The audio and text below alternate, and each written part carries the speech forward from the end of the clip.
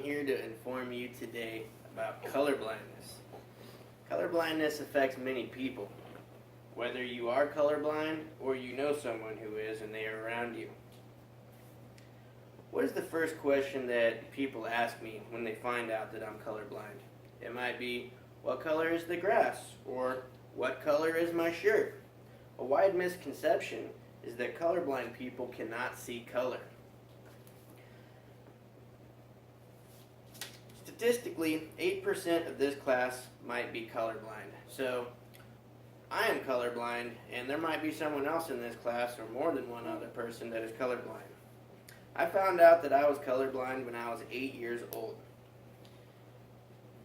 People ask me what it's like to be colorblind, and honestly, to me, it's normal.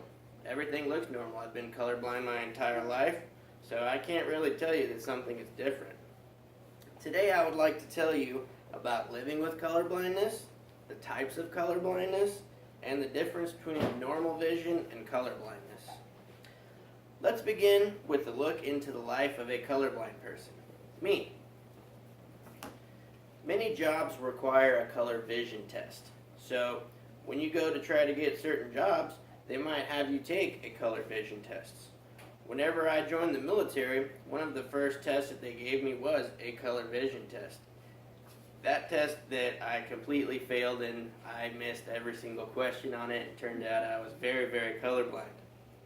What is it like to be in the military and be colorblind? Well, there's certain things that I just can't do. Like, I can't fly planes because I can't tell the difference in the colors on the flight line. When you think of color blindness, most people don't think that there are multiple kinds of color blindness. There are several different kinds of color blindness, and I'm going to tell you what they are. To start off, if you have normal color vision, you have 3 cones in your eyes that help you to see color. Now, one type of color blindness is called anomalous trichromacy, which is you have all 3 cones in your eyes, but one of them is misaligned and is not functioning properly. One type is called protanomaly. This is a reduced sensitivity to red light. Now, although you are not completely colorblind to red, some of the colors in the spectrum might be a little bit wrong. Then you have deuteranomaly, which is a reduced sensitivity to green light. This is the most common type of color blindness that you will see amongst people today. Then you have something called tritonomaly. This is a reduced sensitivity to blue light. And this is also an extremely rare type of color blindness that there's a very good chance you've never even met someone that is this type of color blindness. Then you have something called dichromacy. And what this is that you only have 2 functioning cones in your eyes. So one of them is completely missing or malfunctioning. Protanopia and deuteranopia is your red-green color blindness. With protanopia, you are unable to perceive red light. You might confuse black and dark reds, or you might confuse brown and dark greens. Then you have deuteranopia, which is you are unable to perceive green light. So you will confuse mid-reds and mid-greens, and bright greens and yellows might look identical to you, or you just can't tell the difference between the two. Then you have tritanopia, which is you are unable to perceive blue light. You might confuse light blue with gray and oranges with reds.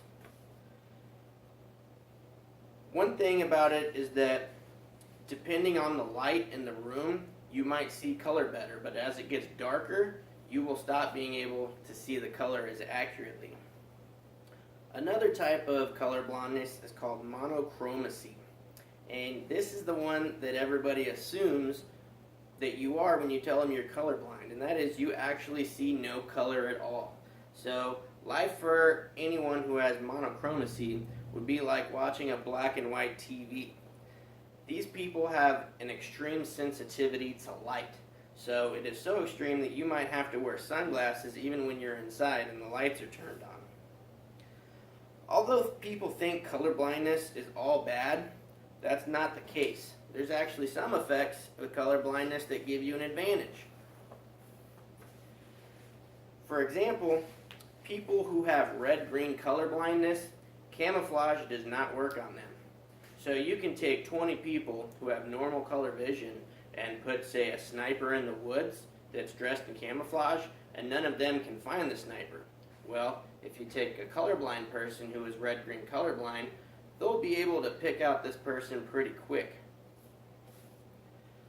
My color blindness makes me sensitive to light, but I also see very, very good in the dark.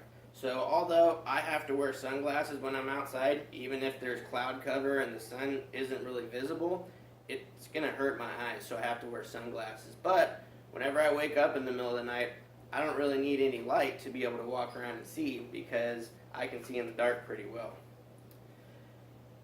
One thing is that digital colors are very difficult to see for colorblind people, such as computers or the lights on a runway.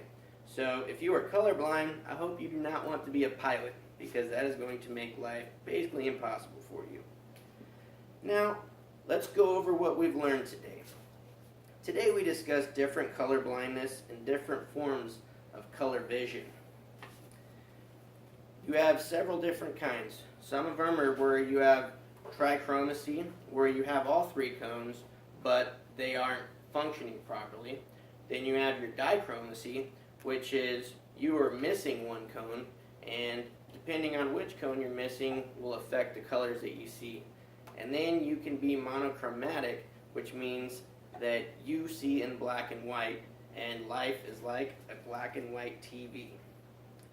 Now, I want you to imagine taking a red apple and showing this to a colorblind person and saying, "What color is this?" And they'll say, "Well, that's red." Now, find some green grass, point at the grass and say, "What color is that grass?" And they'll say, "Well, it's green."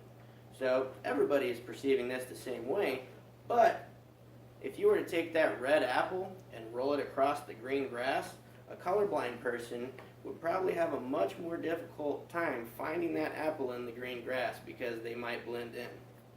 If you would like more information about color blindness, you can go to www.colorblindawareness.org.